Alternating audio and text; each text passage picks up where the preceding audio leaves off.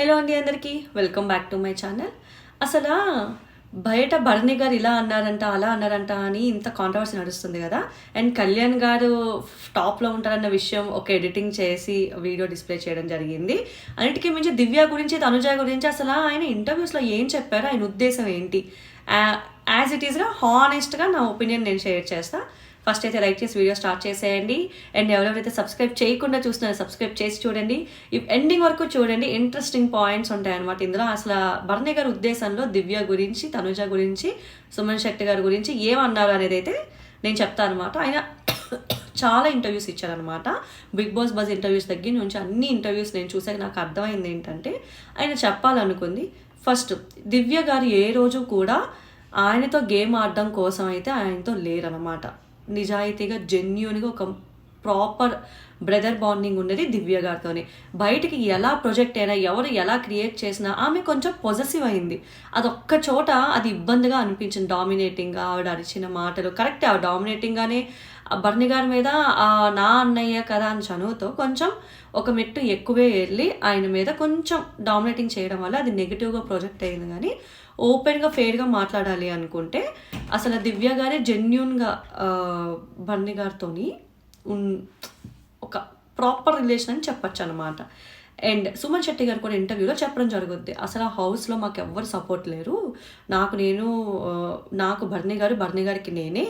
So ఇంకా దివ్య ఉంటున్నప్పుడు ఇలా గేమ్ ఆడాలి, అలా ఆడాలి, ఇలా చేయాలని చెప్పి మాకు సజెస్ట్ చేస్తూ మాకు ఒక అవగాహన ఇచ్చింది. దివ్య వెళ్ళిపోయాకైతే లిటరల్లీ మాకైతే ఎవ్వరూ లేరు సపోర్ట్ చేయడానికి. నిజమేనండి, ఎందుకంటే లాస్ట్ వీక్ ఏదైతే ticket to finale second finalist task అయిందో సుమన్ శెట్టి గారికి, భరణి గారికి ఎవ్వరూ సపోర్ట్ చేయలేదు.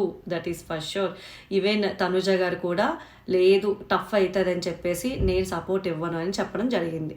అండ్ థర్డ్ పాయింట్, తనుజ గారు గురించి భరణి గారి ఉద్దేశంలో ఏం చెప్పారంటే, గేమ్ విషయానికి వచ్చేసరికి ఆవిడ ఎంత డిటర్మైండ్గా ఉన్నారంటే, నాన్న లేరు, ఫ్రెండ్ లేరు, ఎవరూ లేరు, అంత డిటర్మినేషన్తో ఉండి ఆడింది. అంటే గేమ్ కోసం వచ్చింది అని నిరూపించుకోవడానికి అనమాట. సో ఆయనతో గేమ్ ఆడింది అనే ఉద్దేశంలో అయితే అంతలాగా అయితే నేను చూసిన వాటిలో అనిపించలేదన్నమాట.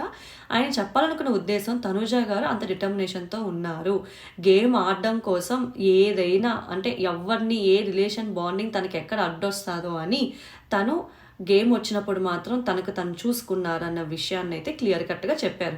అంతే కదండి, బిగ్ బాస్ హౌస్ అంటే గేమ్. దాంతో ఇన్ని వారాల తర్వాత లాస్ట్కి వచ్చేసరికి ఇప్పుడు ఆవిడ వేరే వాళ్ళకి ప్రాధాన్యత ఇస్తే ఎక్కడ ఈవిడికి కష్టం అవుతుందేమో అన్న పర్స్పెక్టివ్లో ఆవిడ ఆలోచించిందేమో. ఎందుకంటే ఈవెన్ నేను నా ఛానల్లోనే హానెస్ట్గా ఆయనకి ఒక ఛాన్స్ ఇచ్చి ఉండాల్సిందని చెప్పాను అనమాట.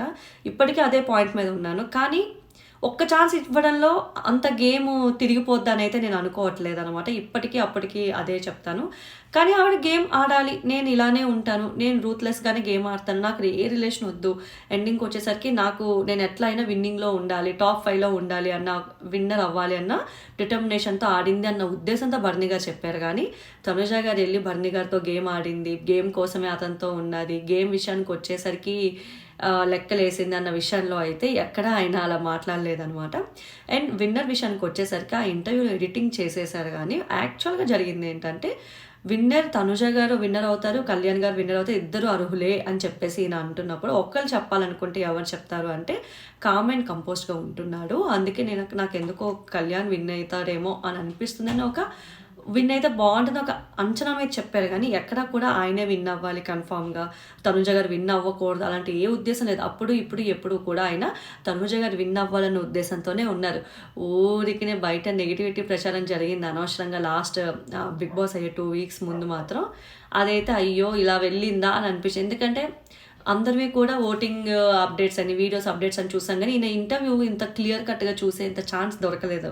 ప్రోమో మాత్రమే చూశాను. ఇప్పుడు నేను మొత్తం ఇంటర్వ్యూస్ అన్నీ చూసా కాబట్టి హానెస్ట్గా నా ఒపీనియన్ షేర్ చేయాలంటే, భరణి గారు కూతురుగా ఎప్పుడు తనుజ గారిని ఎంతో ఒక మంచి వాల్యూ ఇచ్చి చూశారు. ఫ్రెండ్గా సుమన్ శెట్టి గారితో అంతే బాండింగ్ ఉంది, ఒక సిస్టర్గా దివ్య గారితో కూడా అంతే బాండింగ్ ఉందన్నమాట.